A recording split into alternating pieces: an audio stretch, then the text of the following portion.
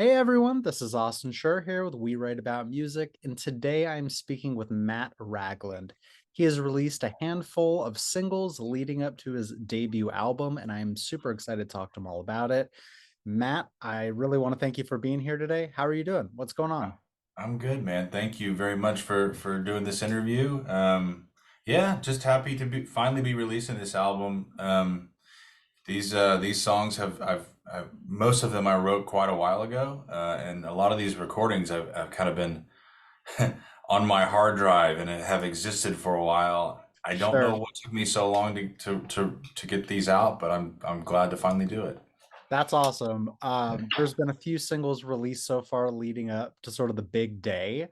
Yeah. Uh, First thing I want to know about is, I mean, we can talk about the individual singles, but I want to know like what makes a single for you as opposed to, picking one over the other. That's a good question. I'm pretty terrible at that. Like Okay. predicting what other people will like. I guess it's just, which songs seem to like summarize the overall vibe and experience of the album as a whole. I've always been like a writer who kind of writes in albums, right? I have Yeah. write 10, 10 to 15 songs that belong together, and then I kind of move on to a different uh, place. And these songs, there were a few others that we actually cut, but these songs just clearly belong together. And the three singles seem to do a pretty good job of summarizing what that the whole album experience is like. So you can't really, in my opinion, like you can't singles never do justice to an album Of if a course not. collection of songs are they're written as an album. But yeah, hopefully they do an okay job I summarizing. think they do so far from what I've heard. And honestly, I would say like you might be the outlier in this situation because I mean, as anyone who releases music knows, like the industry has gone so much towards single releases. Yeah. And sometimes you can listen to five singles in a row and not realize it's from the same artist. So to Right. kind of have these songs that, they have similar themes and they flow together kind of feels more difficult to have to write with an album in mind. It's how I prefer to listen to my music. I'd much rather experience the experience instead of just having these like 3 minute standalone things that are kind of in throwaway nature. Yeah, yeah. I totally agree. I mean, it's in this kind of modern world of music production where you can do a lot in your own home studio, like I'm sitting in right Yeah. now. It's tempting to release as singles because there's something satisfying about writing, recording, doing it all fairly quickly, kind of in your space, and then just going straight to distribution. Um, there's something satisfying about that, but just the speed of that. But there's also something missing in my. Maybe I'm old school. I started with a band many years Sure. ago, so maybe we're used to the old school way. But there's something about releasing an album that means something special to me. I don't think I'll ever let go of that. I truly hope not, because for me, yeah, like it's how I was raised. You Yeah, listen me to the too. album and you're kind of listening to like a piece of this person's life, whether it be lyrically or just thematically. I don't know. There's something special about listening to 30 to 50 minutes of something and it kind of sucking you out of the normal world and being like, here, this is the art that I have to offer. So please keep Totally doing agree. that if you can. Um, and as I mentioned, there's three songs that have come out so far, and the most recent one being Sunk. Yeah. Not to discount the others, I think that's the one that kind of held my attention the most. Oh, Um, cool. I really enjoyed it, and I want to talk a little bit about the meaning behind it. You can talk about the meaning behind that song or even the other ones, like what is inspiring your writing at the moment? Um, well, Sunk is a song that I actually wrote quite a while ago. Like I said, some of these others, a lot of the other songs actually I wrote a while ago. Not all of them. Some of them are brand new, but um, Sunk, actually, the guitar part was brought in from the bassist of my old band, Nelo, and he had kind of a complete guitar idea. I haven't done a lot of co-writing in my life. I've written so many songs, even with my band back in the day. Like I wrote 95% of those songs by myself. I've never really been a great co-writer because writing is such a solitary experience for me. But in this case, It's more satisfying to me when it's solitary, or maybe I just have a harder time going to where I need to go to be as creative as I can be if somebody else is in the room. I wish that I were different, but that's kind of always been the case for me. But Mike, the bassist from Mike St. Clair, he's got a great project called Pocket Sounds. He brought in this sort of complete guitar piece that he had, and I just loved it. It was somehow, even though I knew it was brand new, it sounded familiar to me, and it was sort of nostalgic. And I just knew I wanted to do something with it. So he was generous to let me kind of run with it. And so I took it home that night and wrote all the lyrics very quickly. And then I kind of had this idea for a chorus, simple chorus, but kind of a chorus that would kind of kind of like lift off from this kind of fingerstyle anchor Sure. that he had in his guitar part, and then I had this idea for a bridge that was kind of a bit of a journey, and it all came in that one night. I mean, it was very Awesome. fast. As far as what it's about, I don't- I have a hard time talking about what my songs are about because it's like songs are kind of I always say this, like they're the explanations themselves, and what it is they're meant to explain are it's like so deep and so Yeah. rooted. It's hard for you to even know what it Right, because is I that's don't know you. And no yeah, one, like 99.9% of people who listen probably don't know you. And I right. and I kind of think that's the magic of music is what one thing might mean to you, people are going to listen to your words and break them down and apply them to their own lives. So Yes. maybe sometimes it's best that you don't say what they're about because it's open to interpretation for everyone. That's the beauty of songwriting as a listener and a fan myself of other Yeah. people's music, and same thing on the other side. And I mean, I can give a map, and as it relates to songs Sure, specifically, sure. like I it's kind of about falling in love and Okay. the kind of sinking of one's preoccupation with oneself, the walls, the things that one has built for and around oneself, sinking that in order to make room for another, and the all the complex feelings that go into that. I mean, it's like there, in my experience, it's joyful, it's cathartic, but there's also even some darker, more mysterious colors that come up, and that's probably the individual side of you fading into the distance, right? And Sure.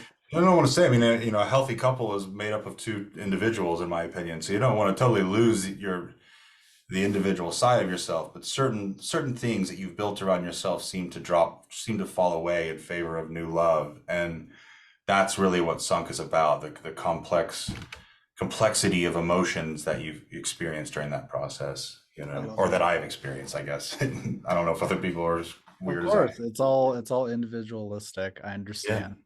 Um, Another thing is, you've mentioned a couple times now you're part of another band, and we don't need to get into like the history of that, but I kind of want to know in terms of at least genre, are you making different music than what you were? Yeah, totally different. I think so. So I'm not in that band. That band wound down quite some time ago. Sure. But I was the kind of producer and I was the guitar player. But really, my main role, I was the primary songwriter for that band, a band Got it. called Nelo, and I was not the singer, right? So I was writing songs for Yeah. my good friend to sing, and he is a powerhouse of a singer. And I was very lucky to have such an incredible, just vocalist and friend to like sing my songs to the masses with such strength, because he is just has such a powerful voice, and I don't think I realized how lucky I was at the time, honestly. But in that role as the writer for somebody else to sing, I mean, I had his voice in mind, his Yeah. range, his feel in mind when I was writing. So totally different songs came out then. It was much more, um, big voice kind of rock stuff, rock Sure. and roll kind of stuff. And my voice is, I don't even think of myself as a singer, to be honest. I try, but my voice is quiet and Could have fooled me, man. I'm not even introspective. joking. Could have Oh, fooled that's me. very nice. So yeah, so no, but like what I'm doing now is kind of really like truer in a way to exactly who and what I am as a writer. And that's really actually exciting. It's been a journey, honestly, to get here. And I know we're not probably going to go into too great a detail about the history of it, but I'm happy to finally be writing kind of with like nothing else around me. It's literally just me doing whatever the hell it is that I do when I'm alone in a room, Right. No, with a guitar in my hand. yeah, Yeah. it's full creative control.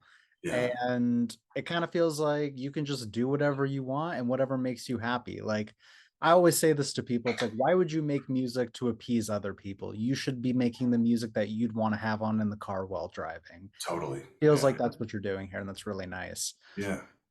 With that being said, though, how like what labels are you putting on this music, genre wise? Like when people ask you, what are you making? Yeah. I don't know. I call it singer songwriter with like electronic and cinematic production.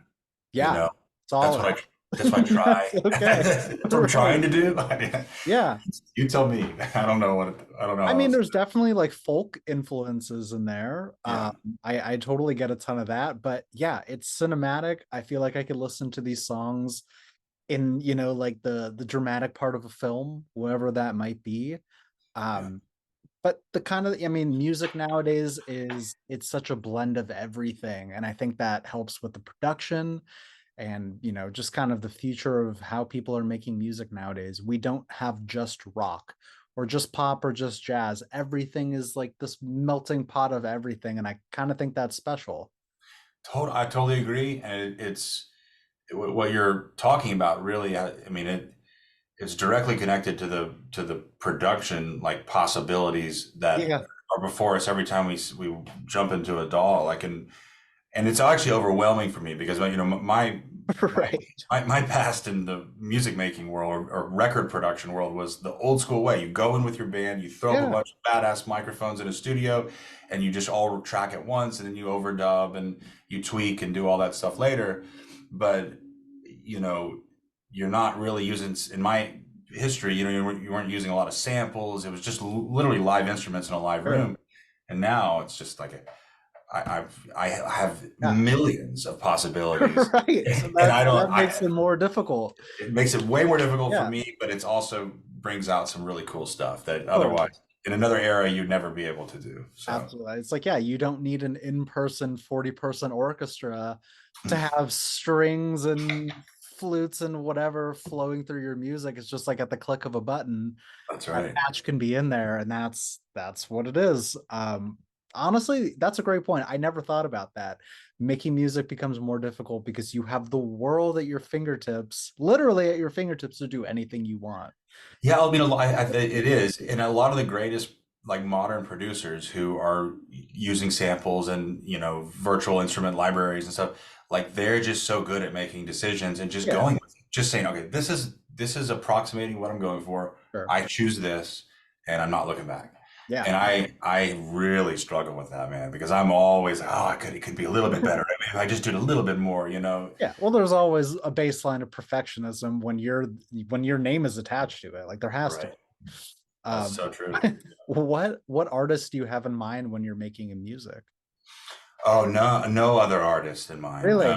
Yeah, I mean, certainly not when I'm writing. When Okay. I'm writing, I don't think of anything at all. I just wait for, I just play until something feels like it needs to come out. But in producing, maybe that's not entirely true with producing. I mean, so on this album, I had a couple co-producers. One co-producer was part of the tracking part, all the live instruments you Yeah. hear, all the laying down the vocals and stuff. He was instrumental in that phase, and then there was a sort of a finishing producer. But first producer name is Zach Berkman. He's an awesome songwriter, also an artist as well. And then Josh Good, who's an incredible producer. I would call him one of those more modern type producers Sure, who's sure. just very savvy inside of a DAW. And he really helped me put the finishing touches on the album. And yeah, man, I don't know. I feel like I feel like the process can, well, as overwhelming as it can be, when you have guys like that in there with you, it really helps you stay focused. And I think I probably do use artist references when communicating with them what I generally want this kind of sonically to be like, not in terms of Yeah. like not necessarily in terms of production, but just sound wise. This is a Sure. kind of album that I'm aiming for. And your question was who? Um, Man, I was telling a friend the other day, like Patient Glory was the second single. I don't know if you know the artist Elliott Smith, Oh, but of I course. yeah, I Yeah, thought of let's go for something like a more organic, kind of natural Elliott Smith kind of vibe, which he was known for like tripled, quadrupled vocals. sure. Like I tried to do that. I did. I think there were at least three lead vocals doubled on that track, maybe more. And but I just kind of did like a more acoustic-y, or not, he's very acoustic based, but like just more organic, a little less produced version of what he was doing in the studio back then. I'm actually kind of proud of that because I feel like we actually did accomplish that mission. That's a very simple track, simple production, not a lot going on, but that being the aim, the kind of sonic aim that we had, I feel like that was sort of mission accomplished there. The other thing I'll say is we usually use other artist references. Like instead of using artist references, we usually use like abstract language. And the mixing engineer on this album, Bradley Procopi, he's become one of my great friends. Totally awesome mixing engineer. If anybody hears this, you should look him up because he's just great.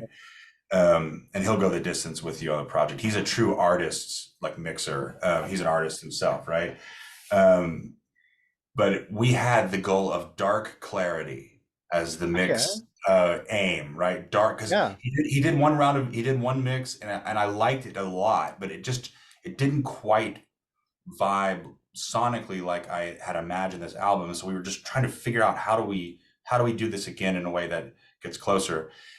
And I don't know which one of us it was, but dark clarity became the goal. And like I feel like Radiohead does that perfectly. They do the dark clarity The thing. first band that came to my head, but at the same time, Yeah, you kind of laying out how specific you want to be, it helps, guide the ship a little bit instead of just yeah, like, well, we'll see what happens. Like you have to that's go right. in with a vision.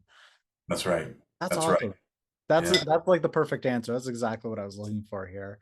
Um, so like I mentioned before, as of now, there are 3 songs out for everyone to check out. But I want to know, is there 1 or 2 songs on this record that are unreleased that you're most excited for people to hear? Um, there's a song at the end of the album. Man, the truth is, I have equal affection, I think, for all of them. That's the hard part. They're all your little babies. I get it. Yeah, that's probably you probably hear that a lot. Sure. But there is a timely thing because I actually have my first child coming into the world like in a week, right? Oh, wow. Yeah, Okay. Life is yeah. about to It's change. coinciding like to the day or within a couple of days of the album. Actually, Wow. there's a Okay. song on the album called "Proud," and I kind of wrote that about what I imagined this feeling like. Sure, sure. It's not about childbirth per se, but like the third the third verse very clearly talks about bringing another life into this world and doing Yeah, it with your the love of your life. sure. And I'm motioning this way because she's in the other room, like a couple rooms away. But um, it's cool that song is going to be released within a couple of days of that actually happening. So it That's just amazing. worked out that way. Yeah. Damn. Well, I mean, that kind of perfectly leads me to my next thing here is like, so we're 9 days out from the new year. Things are rapidly coming to a close here. What is the outlook for the new year? Obviously, personal goals, having a child, that's like the biggest thing ever. What about professional? Like, are you going to get out there and play shows if possible? Obviously, the record. What else is going on? Yeah, it's a good question. Like, what will I actually have time to do here in I the next was few gonna months? say maybe nothing for the first, I don't even know how many months. Yeah, I have no current plans to play live. As many shows as I've played in my life, and I do miss doing that with my friends very Sure. much. And when we were fortunate enough to have to play big shows and actually have quite a lot of success during that time. Even despite all of that, I'm not called to the stage right now. It's I okay. just I like writing and producing, and maybe that will change one day. But big picture goals for like next year is to make more music, make more Yeah. album, continue to write more, and continue to record more. This album is my first solo album, um, and my goal is to make it the first of many. albums that I put out into the world, and I won't bore people with any sort of business strategies, but you know, I think yeah, everyone's aware of it at this point. It's gotten pretty streamlined. yeah. Um, I have a couple more questions for you. The question is basically like, is there anything else that you'd want people to know about this record that I haven't asked about? Something important you think is, worthy to share? Um, man, just I mean it. That the album I is near and dear to me, and I mean every word I wrote. I don't know how good of a songwriter I am, but I'm definitely an honest one. So I think that's the best I can say. It's up for you to decide if I'm any good or if you like it, but I will tell you I'm sincere. You're too humble. I'll tell you that. Way too humble. That's nice. You're nice. I appreciate You're it. welcome. My last one for you is kind of in a similar vein, but it's basically like for the person that's going to listen to your music for the first time, what is an opening message that you'd like to say to them before they kind of hit the play button and get the whole experience? Give me a little more on that question. What do you mean? Like, what kind of message? Like, Like, how would you like to introduce them? Like, what would you like to say to them before they embark on, your album of songs? yeah, wow. Um, I don't have anything to say, but thank you for listening. I mean, That's please, okay. yeah, listen with open ears, and I think what I said before is really what I would say. That this is honest music. It's up for you to decide if it's good, if you like it, and if you don't like it, that's okay. But um, I hope you do, and thank you for listening. I think that's what I Perfect. would say. Yeah. And can we get the album name and the official release date? Yeah. It's January 5th. I just realized my baby's coming not 1 week, but maybe a week and a half, which is around when the album releases. January. We're in a waiting period, so every single Sure, day sure. counts. January 5th is the release date, and I went back and forth on this, but I decided to self-title the album. It's just named after me, my full name, Matthew Scott Ragland. Um, had a couple of different names, but I thought, what could be more honest and more, you know, uh, Totally. anchored than your full name, you know, self-titled, Yeah, right? I agree, especially for a first record. Exactly. I respect it. Yeah. Matt, I truly I want to thank you so much for taking the time. This has been a great conversation, I think. And I want to let everyone know that everything will be out on January 5th. We'll have the links in our article so that people can listen and share and follow along and generally stay tuned. Sounds like there's much more potentially in the works for the rest of next year, but in the meantime, listen to this record. Like I'm vouching for it. I love it, and I want to thank you again, truly. Awesome. Thank you, Austin. Enjoyed talking Very, with you. very Appreciate it. welcome. Good luck with everything over the next 1 to 2 weeks, and like a pre-congratulations on everything. Thanks very much, man. You are Enjoy very it. welcome. All right. Have a great rest of your day. Speak You, soon. Bye you bye. too. Cheers, man. Have a See good ya. one.